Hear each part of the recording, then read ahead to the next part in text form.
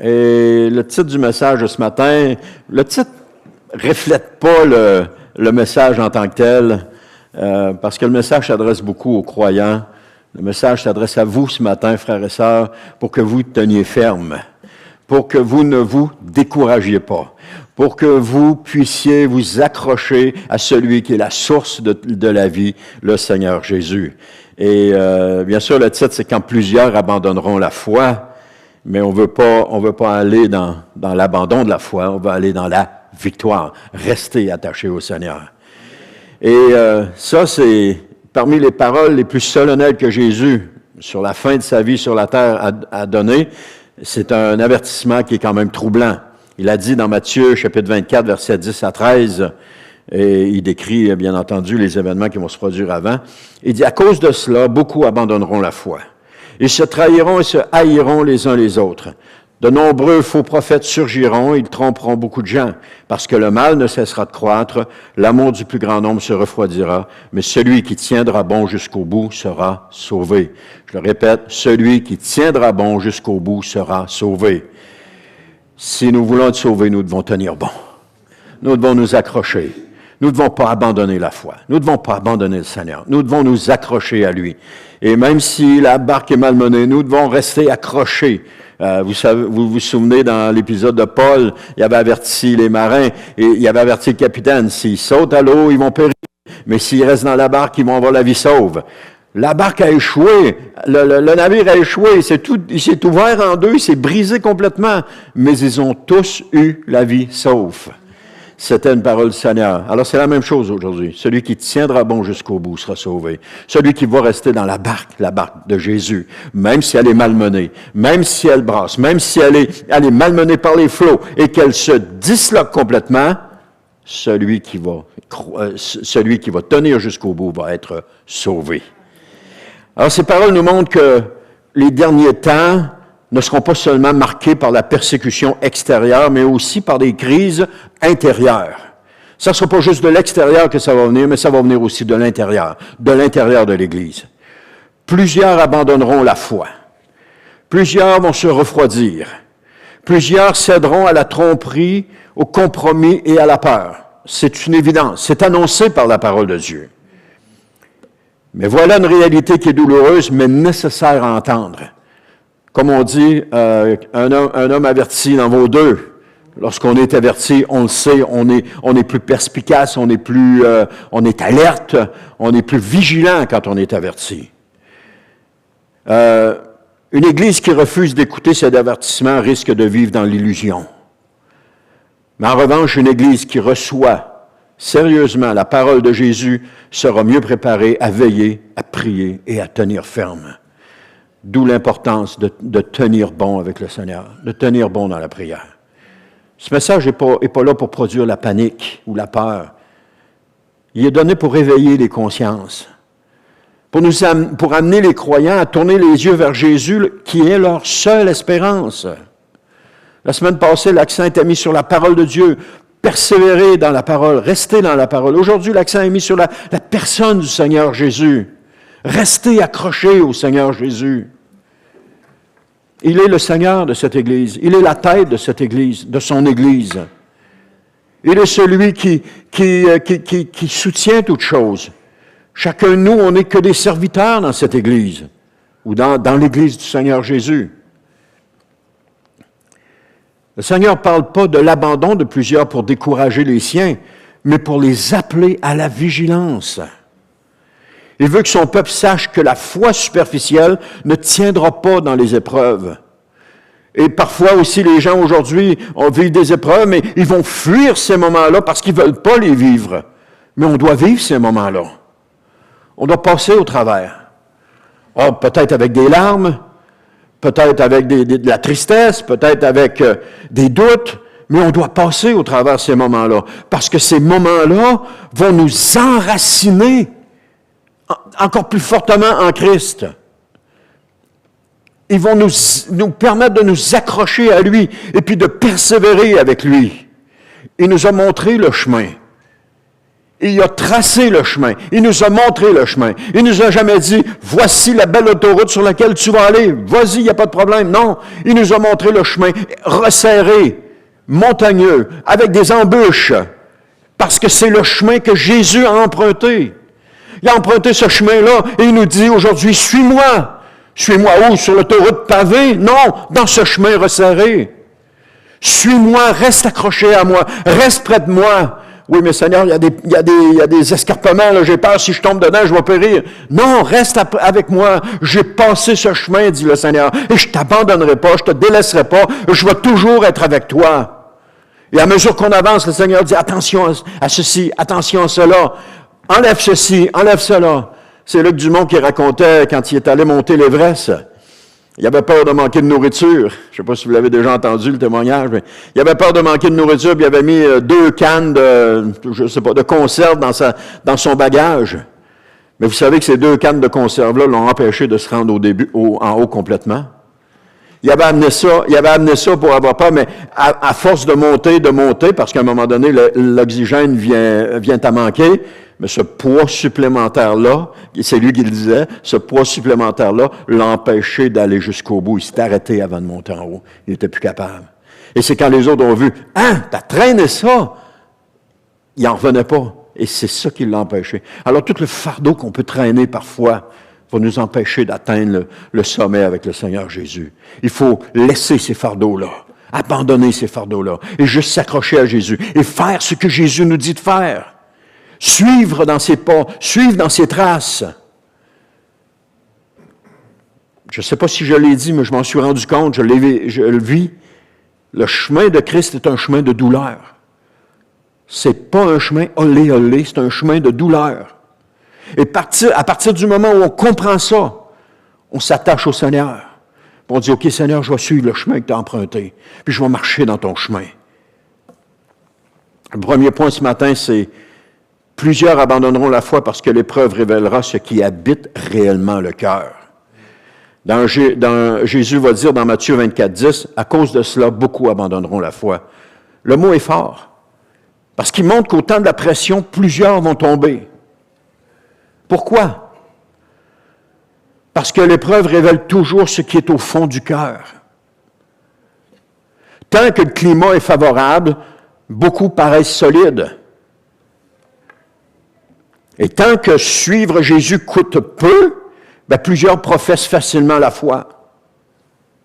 Mais lorsque vient la pression, la persécution, l'hostilité ou la perte de réalité intérieure qui se manifeste, là, c'est une autre histoire.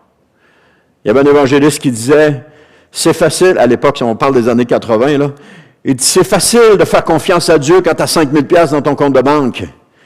Mais il dit, quand tu n'as rien, puis tu vois arriver la fin de mois, puis tu n'as rien dans ton compte de banque, c'est une autre histoire. Faire confiance à Dieu quand on est dans les difficultés, dans la facilité, c'est une chose. Mais quand on est dans la difficulté, c'est une autre chose. Mais il faut faire confiance à Dieu. Il faut faire confiance à Jésus. Il faut s'accrocher après Jésus. Jésus l'avait déjà enseigné aussi dans la parabole du semeur lorsqu'il parle de ceux qui reçoivent la parole avec joie, mais qui n'ont pas de racines en eux-mêmes. Eux abandonnent, lâchent. Et on vit les événements de la fin des temps, il y en a encore à venir, mais il y en a qui ont déjà dans le passé abandonné le Seigneur parce qu'ils commençaient à vivre des difficultés. Pourtant, lorsqu'ils sont venus au Seigneur, c'est parce qu'ils étaient dans une difficulté. Le Seigneur les a libérés. Et finalement, ils sont partis parce que c'était encore des difficultés, puis ils n'ont pas fait confiance au Seigneur. Matthieu 13, 21 nous dit que surviennent des difficultés ou la persécution à cause de la parole, le voilà qui abandonne tout. On ne veut pas être de ceux-là, frères et sœurs. On veut être de ceux qui persévèrent. On veut être de ceux qui continuent d'avancer, même quand ça fait mal. Et voilà une clé qui est essentielle. Ce n'est pas seulement la violence de l'épreuve qui explique la chute, mais c'est aussi l'absence de profondeur spirituelle. Ils veulent les bénédictions de Jésus, mais sans enracinement véritable en Jésus. Ils veulent la consolation, mais non la consécration. Ils veulent les promesses, mais non la persévérance. Ils veulent le salut comme une sécurité, mais non la marche quotidienne dans l'obéissance. Alors quand les vents soufflent, puis qu'il n'y a plus de racines, tout s'effondre. Et ce qui est construit sur le sable s'effondre aussi. A.W. Tozer disait, « Une foi qui ne peut être mise à l'épreuve ne peut pas être digne de confiance. » Et cette parole nous rappelle que la vraie foi n'est pas simplement une émotion religieuse. Elle doit pouvoir tenir sous la pression. La pression que nous vivons, la pression que l'esprit, le prince de ce monde met sur nous, la pression que les autres mettent sur nous, la pression que nous mettons nous-mêmes sur nous. Rappelez-vous, pour certains, lorsque vous êtes venus au Seigneur et que vous avez rencontré votre famille, puis ça a été quoi la première chose qu'ils ont fait? Essayer de vous décourager. Pourtant, vous avez tenu ferme, vous avez tenu bon, vous êtes resté accroché. Mais c'est encore pareil. Il faut continuer de rester accroché au Seigneur. Il faut continuer, puis continuer sans relâche. Imaginez une maison qui est bâtie rapidement avec des belles apparences extérieures, des murs bien peints, puis un toit solide en apparence. Tout semble en ordre quand il fait beau. Tout semble bien. Mais lorsque la pluie tombe, que les vents soufflent et que les torrents frappent, on découvre si les fondations sont véritablement réelles. La fondation de l'Église, elle est solide. C'est le Seigneur Jésus. Maintenant, ce que nous construisons dessus, est-ce que c'est aussi solide?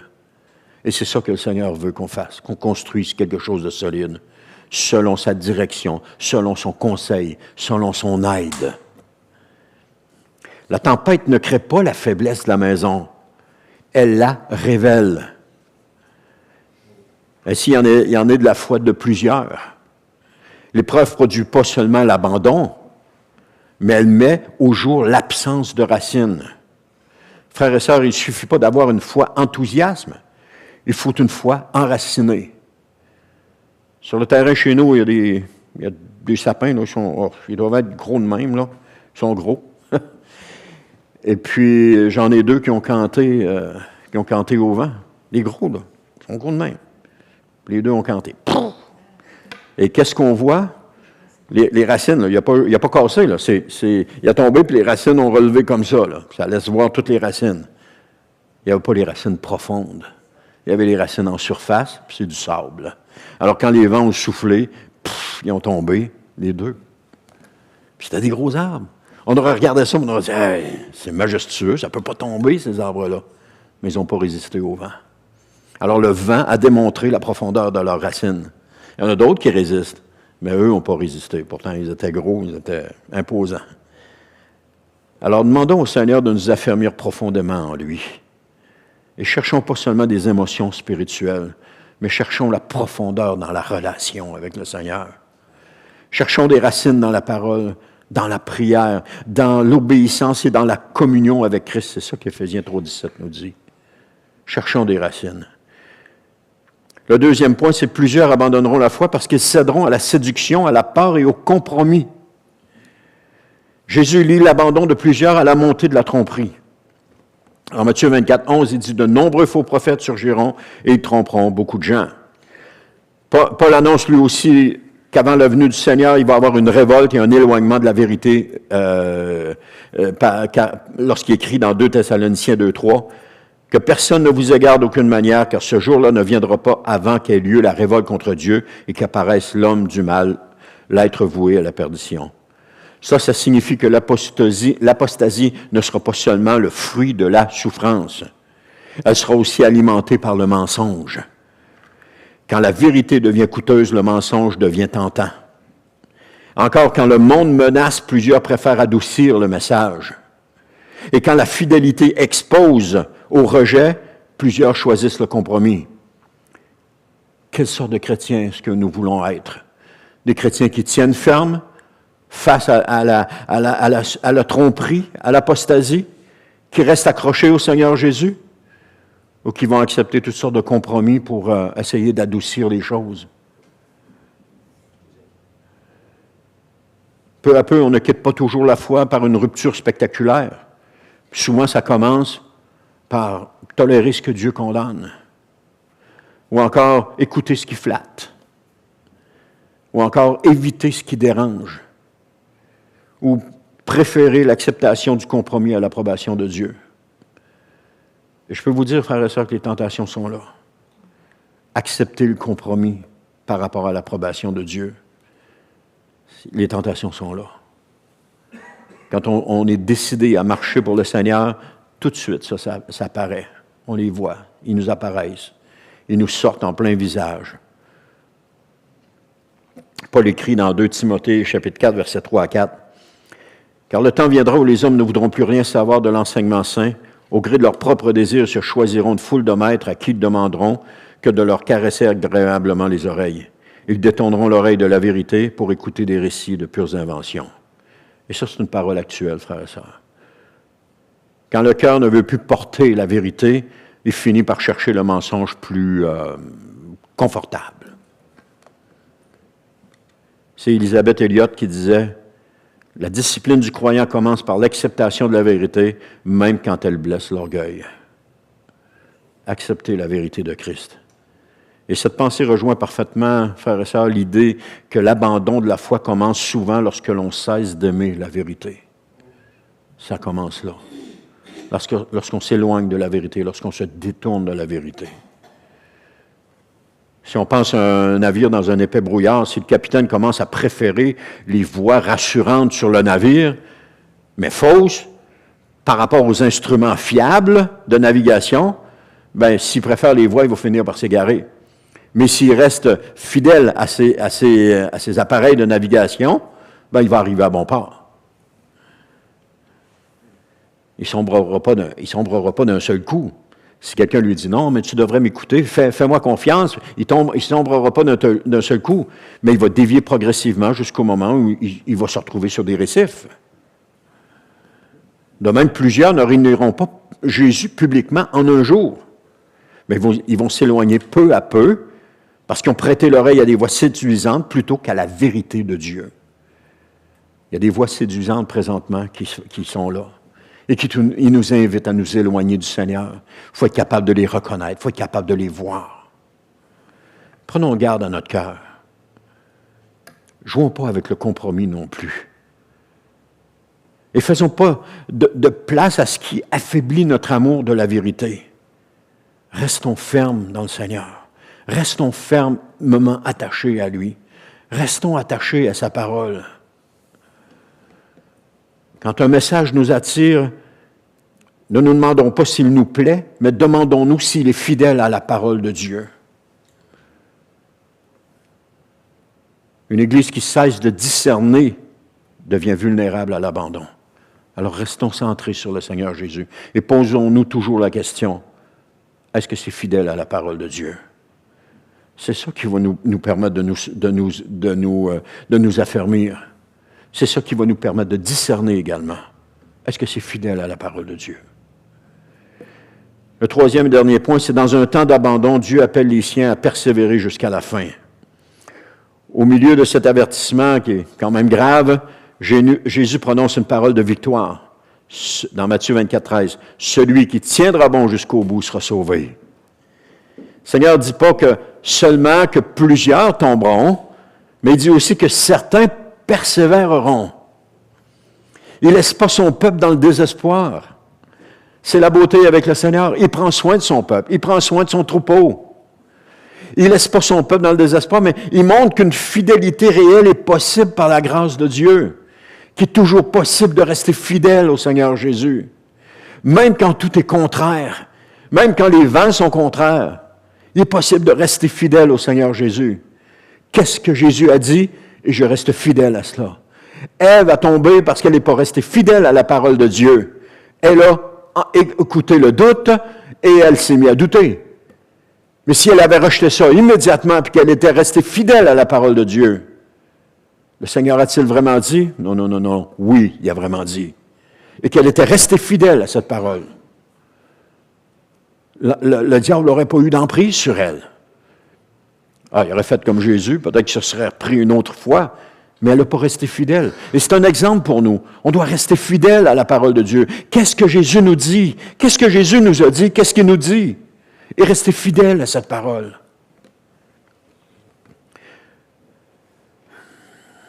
La persévérance, ce n'est pas une force humaine indépendante.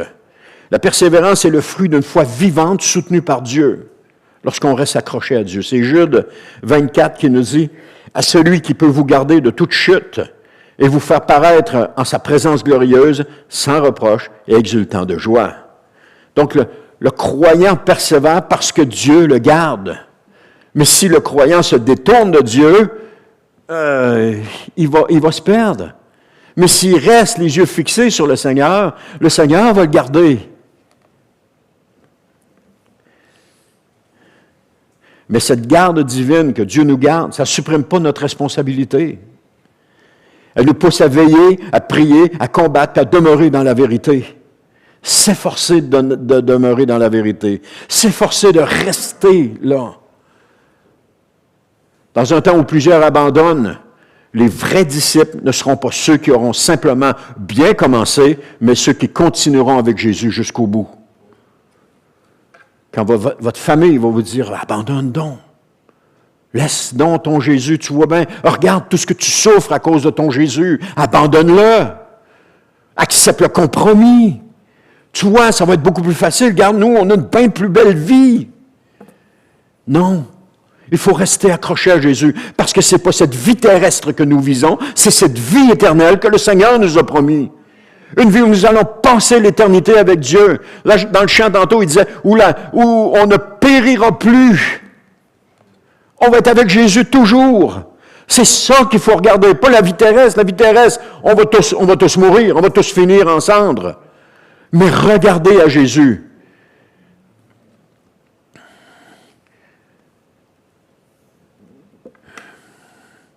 Les croyants pourront pleurer, trembler, lutter, être éprouvés, mais ils ne quitteront pas leur Seigneur. Pourquoi? Parce que Christ est plus précieux pour eux que leur confort, leur réputation et même leur vie. Christ est-il précieux pour moi à ce point-là? Est-ce qu'il est plus précieux pour moi que n'importe quoi dans ce monde? C'est Corrie ten Boom qui disait « Ne regarde jamais au monde, ne regarde jamais à toi-même, regarde toujours à Jésus. » Regardez à Jésus. Levez les yeux puis regardez à Jésus. Lorsqu'on vit des difficultés, on a tendance à baisser la tête et à regarder à nous-mêmes, alors que le Seigneur nous invite à relever la tête et à regarder à lui. Si on regarde nos difficultés, on vit encore plus les difficultés, puis on s'en sort pas. Mais lorsqu'on relève la tête et qu'on regarde à Jésus, nos difficultés sont encore là, mais il y a un espoir qui naît. Il y a un encouragement qui est là. Il y a une force qui est là pour nous aider à continuer, à persévérer puis d'avancer. La personne du Seigneur Jésus, elle devrait être la première dans toute notre vie. Voilà le secret de la persévérance. Ce n'est pas la confiance en soi, mais c'est les yeux fixés sur le Seigneur. Parce que notre confiance en soi va flancher à un moment donné. Imaginez une course qui est longue puis qui est rude. Au départ, la foule est nombreuse. Quand vous regardez un marathon, la foule est nombreuse. Il y en a plusieurs qui s'élancent avec enthousiasme. Il y en a qui s'élancent à toute vitesse. Ils veulent être les premiers. Alors, sur le court terme, ils vont être les premiers. Mais sur le long terme, ils vont se faire distancer par ceux qui ont pris le temps de partir, puis d'avoir un rythme qui était régulier. Mais au fil des kilomètres aussi, la fatigue, la chaleur, les difficultés vont abandonner plusieurs coureurs. Ça me fait penser à mon frère. Il est allé faire le marathon à Barcelone avec un ami. Et il était tout prêt. Là, un marathon, c'est 40 quelques kilomètres. Là. Il était tout prêt. Là, il allait faire le marathon. Finalement, ils ont fini le marathon en marchant. Et puis là, quand il marchait, il y en a qui étaient à côté du chemin. Il dit, allez, let's go, allez. Laisse faire, on finit en marchant.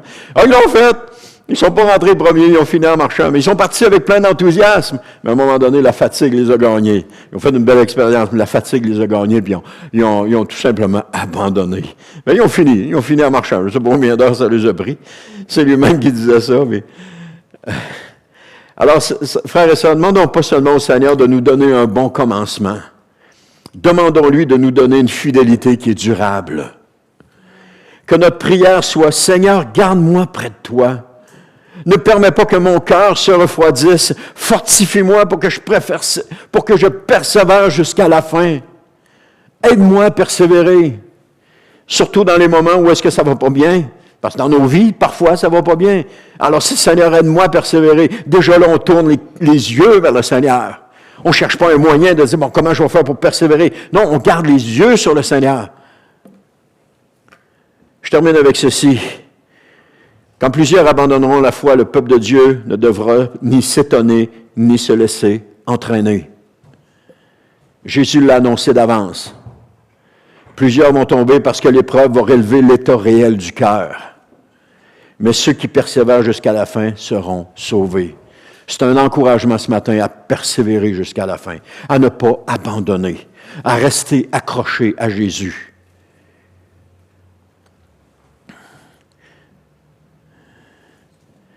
Mais ceux qui persévéreront jusqu'à la fin seront sauvés. Ce message doit nous pousser à l'examen, il doit nous pousser à l'examen, à la vigilance aussi. Regardez notre vie, comment est-ce qu'elle est. Il ne sert à rien de se comparer aux autres, parce que la vraie question est celle-ci. Suis-je enraciné en Christ? Est-ce que j'aime la vérité? Est-ce que je persévère réellement dans la foi? Est-ce que je suis accroché au Seigneur Jésus plus que tout? Frères et sœurs, le temps de se préparer, c'est aujourd'hui. C'est pas demain. C'est aujourd'hui. C'est aujourd'hui qu'on va trouver la force de pouvoir tenir. Et si on met ça en... Prenons juste un exemple dans ce sens-là. Pourquoi les joueurs de hockey professionnels, on prend le hockey parce qu'on le connaît, ça peut être le baseball, ça peut être le football, pourquoi ils continuent de pratiquer? Ah, ils sont rendus des professionnels.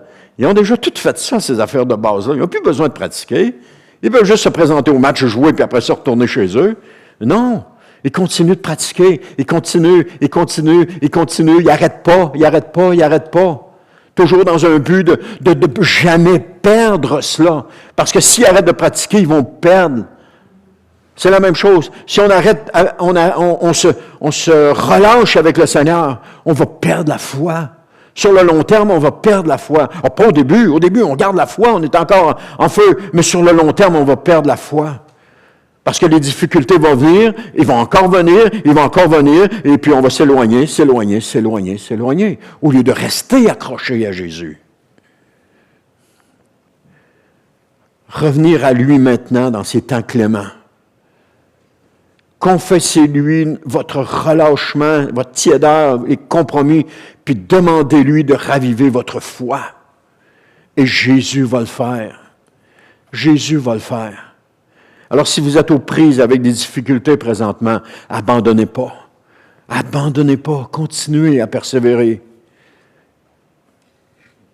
Celui qui vous le dit, c'est quelqu'un qui continue de persévérer. Parce que ce n'est pas toujours comme on veut. Ça ne se passe pas toujours comme on veut. Mais on continue de persévérer. On continue de s'accrocher au Seigneur. On continue de lui faire confiance. Parce que c'est lui qui a la solution. C'est lui et lui seul qui a la solution. Il n'y en a pas d'autre. Il n'y en a pas d'autre pour nous sauver. Il n'y en a pas d'autre pour nous relever. Il n'y en a pas d'autre pour nous amener dans la vie éternelle. Lui et lui seul peut le faire.